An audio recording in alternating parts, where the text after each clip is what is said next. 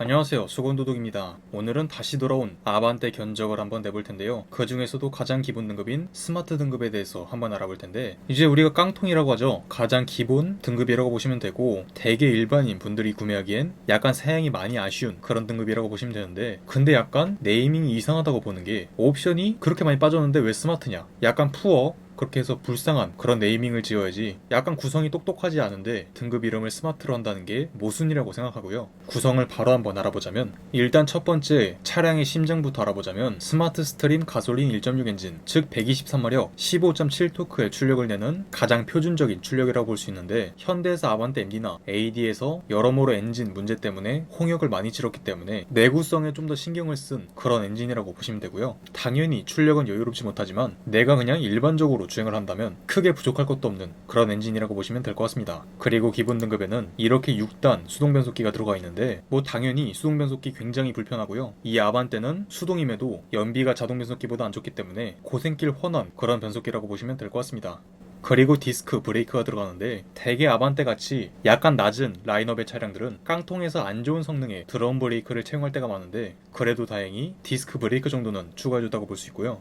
지능형 안전기술은 이제 운전자가 약간 실수할 수 있는 부분을 차량이 커버해준다, 이렇게 보시면 되는데, 첫 번째는 전방 충돌 방지 보조로 차량과 보행자, 자전거, 교차로 대항차까지 총 4개를 인지하는데, 이게 상당히 대단한 점이, 팰리세이드라는 SUV가 있는데 그 차량도 기본으로 차량만 인지, 나중에 옵션을 추가해야만 보행자, 자전거까지 인지하는 반면, 아반떼는 교차로 대항차까지 굉장히 넓은 풀을 인지한다고 보시면 되는데, 이 부분은 아반떼에서 굉장히 큰 장점이다, 이렇게 자부하면서 타셔도 될 것 같고, 두 번째는 차로 유지 보조와 차로 이탈 방지 보조가 들어가는데, 이제 현대차의 가격표를 보다 보면 보조가 있고 경고가 있거든요. 경고는 쉽게 말해 뭐 차선을 나가려 할 때 야 차선 나가려 한다 조심해, 이렇게만 알려주는 거고, 보조는 차로를 나가려 할 경우 차량이 어느 정도는 다시 원상복구를 시켜주는 그런 보조적인 기능이라고 보시면 되는데, 아반떼와 많이 비교되는 베뉴는 여러모로 보조보다는 경고가 많이 들어가 이 부분도 아반떼가 갖고 있는 굉장한 장점이라고 생각합니다. 그리고 운전자 주의 경고는 차량이 보기에 지금 내 운전 스타일이 약간 이상해, 조는 것 같기도 하고 아무튼 좀 쉬어야겠다, 그런 상태가 된다면 이제 이 퍼랭이가 점점 줄어들겠죠. 하이빔 보조는 이제 밤 운전을 하다 보면 사양등을 킬 때가 많잖아요. 근데 이제 차량이 다른 차량의 빛이나 뭐 가로등 등 주변의 밝기를 인지해서 상향등을 알아서 껐다 켜주는 기능이라고 보시면 될 것 같습니다. 그리고 전방 차량 출발 알림은 말 그대로 시내에서 전방 차량이 출발할 경우 이렇게 출발했다고 경고해주는 기능인데, 이제 드디어 스마트폰 보다가도 앞차가 출발하면 사람들이 째깍째깍 출발 잘하겠구나 생각이 들었는데, 이게 문제가 맨 앞에 있는 차량은 이 기능이 무용지물이다 보니까 이 결국에는 또 그 망할 정체는 근본적으로 해결이 안 되었다.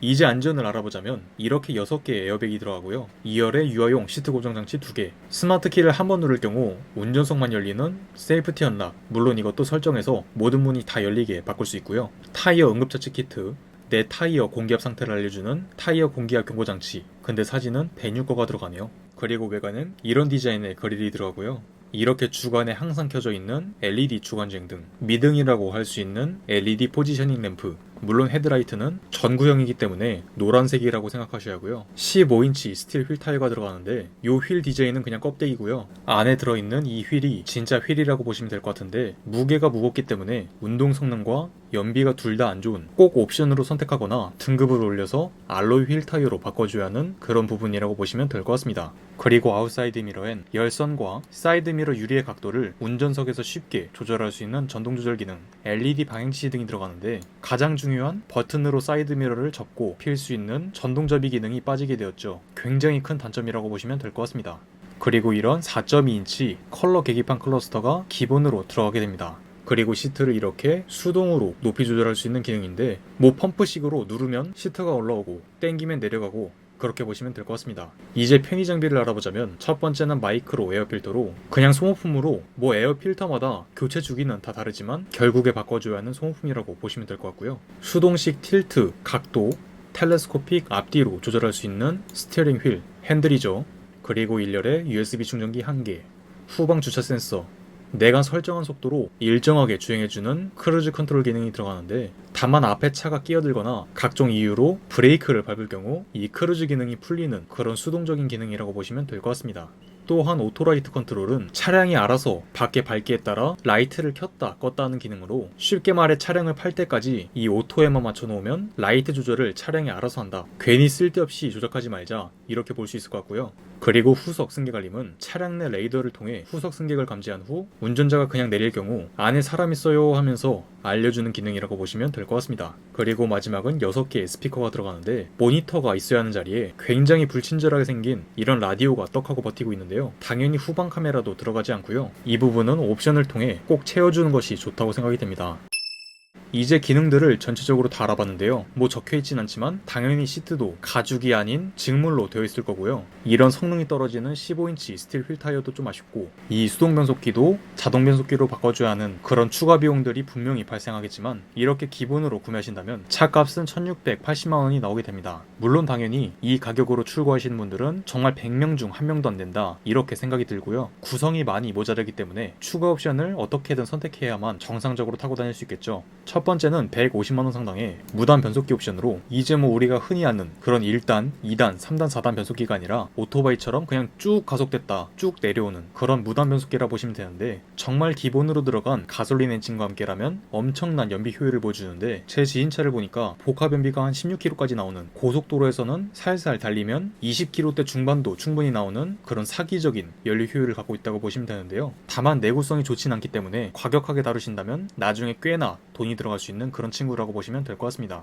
그리고 두 번째는 45만원 상당의 익스테리어 디자인 1으로, 이제 기본으로 들어가는 테일램프가 이렇게 전구형 디자인을 갖고 있는데, 이 옵션을 추가한다면 이렇게 좀 더 선명하고 깔끔한 디자인이 적용된다, 이렇게 보시면 되고요. 보조 제동등도 LED로, 그리고 아까 그 망할 15인치 스틸 휠 타이어를 이렇게 알로이 휠로 바꿔주는데요. 보시는 것처럼 타이어 두께가 굉장히 두껍기 때문에 연비도 제일 좋고 승차감도 매우 좋지만 운동 성능과 디자인이 약간 구리다는 그런 단점이 있습니다. 하지만 합리성만 보신다면 타이어 값까지 저렴하기 때문에 굉장히 효율이 좋은 친구죠. 그리고 세 번째는 25만원 상당의 인조 가죽 시트로, 이렇게 도어 센터 트림에 인조 가죽 내장재가 적용돼요. 별거 아닌 것 같은데 굉장히 체감이 큰 그런 실내 내장재 업그레이드와 기존 직물 시트를 이렇게 가죽으로 깔끔하게 바꿔주는데, 개인적으로 만져봤을 때는 구리다고 느끼는 순간부터 정말 구리게 보이기 때문에 아, 좋은 게 좋은 거지 생각하면서 타시는 게 정신 건강상 좋을 것 같습니다. 그리고 네 번째는 55만원 상당의 인포테인먼트 라이트로, 이렇게 후방 카메라 들어가고요. 8인치 디스플레이 오디오가 들어가는데, 내가 스마트폰을 연결한다면 스마트폰에 있는 어플, 뭐 티맵이나 카카오 내비를 사용할 수 있는 그런 안드로이드 오토와 애플 카플레이가 들어가고요. 멜론이나 지니뮤직 같은 음악 어플도 사용할 수 있기 때문에 저렴한 값으로 굉장히 많은 기능들을 담고 있는 그런 친구라고 보시면 될 것 같습니다.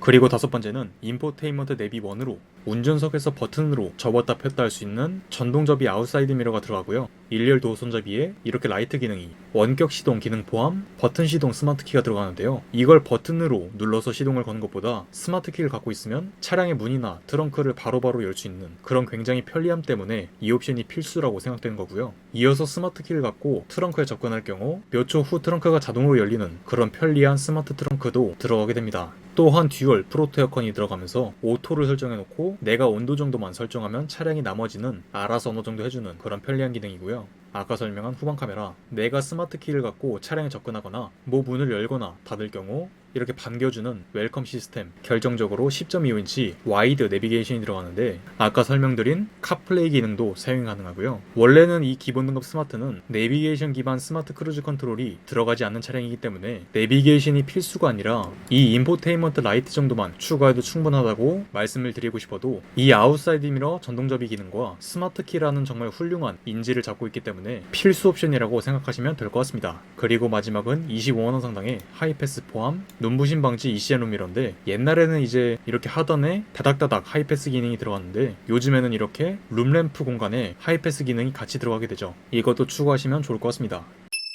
이제 구성들을 다 알아봤는데, 아까 설명드렸듯 이 스마트 등급에서 구매하실 분들은 그렇게 많지 않겠지만, 그래도 혹시나 이 등급에서 구매를 하신다면 인조 가죽 시트, 하이패스 시스템, 내비게이션, 익스테리어 디자인까지 이렇게 다 넣어주는 게 좋은데요. 아니 다 넣을 거면 깡통을 왜 사요? 하실 텐데 그래도 이 차를 일반인 기준에서 차를 산다면 그래도 이 정도 구성은 갖고 가야 한다 생각이 들고요. 뭐 법인용 차라서 무조건 저렴하게 구매해야 돼요. 이렇게 말씀하신다면 뭐 이 하이패스와 익스테리어까지는 빼셔도 크게는 상관없을 것 같은데 이 두 가지는 그래도 필수라고 말씀을 드리고 싶네요. 만약 이렇게 구매하신다면 차값은 세금 포함 약 2,130만원 정도가 나오는데 전액 할부를 돌릴 경우 초기 비용 140만원을 낸다면 36개월에 월 60만원 이하, 60개월로 한다면 월 35만원 정도라고 보시면 될 것 같습니다. 그리고 이렇게 네 가지를 넣어서 차값을 알아보자면 세금 포함 약 2,200만원 정도고요. 전액 할부를 돌린다면 초기 비용 150만원을 제외한 60개월 시 월 약 36만원, 36개월로 한다면 60만원 정도가 나오게 됩니다. 모쪼록 계산기 잘 두드려보시고 구매하셨으면 좋겠습니다. 내일은 중간 등급 모던의 구성에 대해서 알아보도록 하죠. 이상 수건도둑이었습니다.